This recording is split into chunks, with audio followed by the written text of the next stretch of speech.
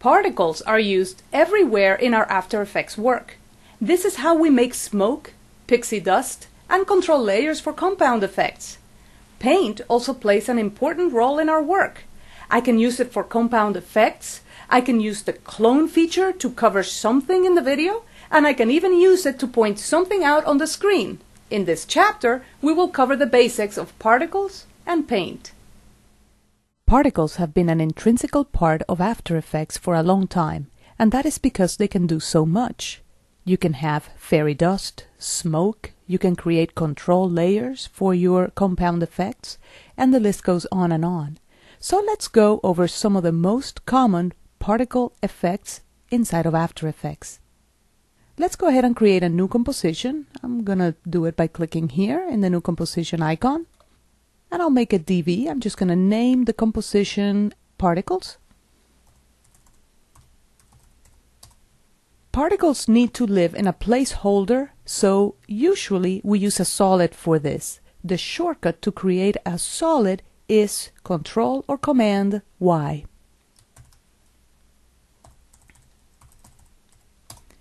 And I renamed that layer Particles as well. The color for this layer really doesn't matter because as soon as we add the particles, the layer will disappear and we will be left with only the particles. So really, this solid is here only as a placeholder. Let's go ahead and add the effect,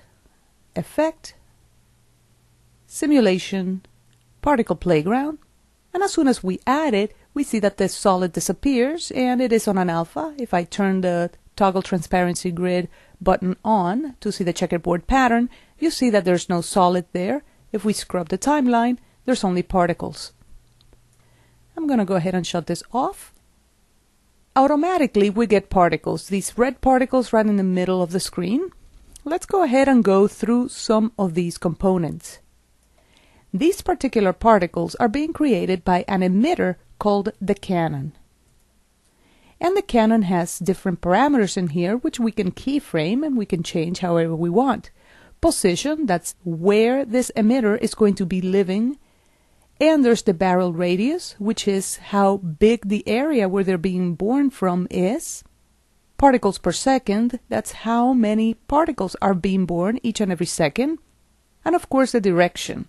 The direction is just telling us where the particles are going. By default, the Particle Playground's cannon has the particles going up. If you expand this, you're going to see that it's measured in degrees, and there's this little dial here where you can change the angle in which the particles are traveling. I'm going to go ahead and reset it. That was a right click. There's also the Direction Random Spread, and I'm going to make this a little bit larger so we can see it better. All that means is this. The effect is going to add a degree of randomness to the direction of each and every particle so that not all of them go exactly in the same direction. The velocity is how fast they're traveling, and the velocity random spread follows kind of sort of the same theory as the direction random spread, and that is that the effect is going to add certain random values so that not all of the particles travel exactly at the same speed. Color and radius are pretty self-explanatory. Let's go ahead and change the color. I'll choose a white. And of course the particle radius measured in pixels is how big each and every particle is. These particles are being born and they're going up because that is what the direction is telling them to do. If we do a RAM preview, we're going to see that after they go up, the particles fall right back down. And that is because there is a parameter here called gravity. Let's go ahead and expand that and notice that there are different parameters in gravity. All we're going to do is we're going to lower the force, and if we even put it in the negative, our particles are just going to float up. Let's see the difference now when we perform a RAM preview. And there you go, they just go up. What I can do now is I can add more parameters to these particles. For example, I could add a wiggle expression to the direction of these particles. Let me go ahead and do that. Option, click on the stopwatch for direction. And now we can go ahead and write the expression down here in the timeline. I'm just going to type the word wiggle. and I'll open parentheses. Let's say we wanted to wiggle twice per second, so I'll put a 2, comma, and say 90 degrees, so 90, and let's close the parentheses. And I can click anywhere here, or I could just press return, and let's do a RAM preview now.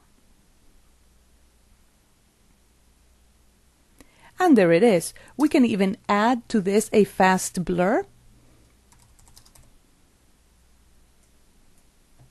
And let's go ahead and augment the amount of blurriness. If we RAM preview this, it looks like a little bit of smoke in the middle of the screen. Maybe we would like to have a little bit more. Let me go ahead and stop it.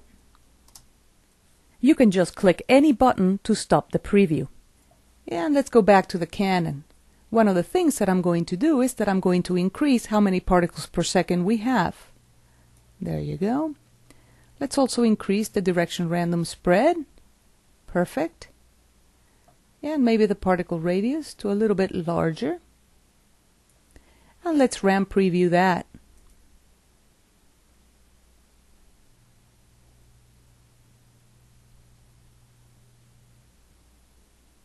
And it's pretty believable smoke.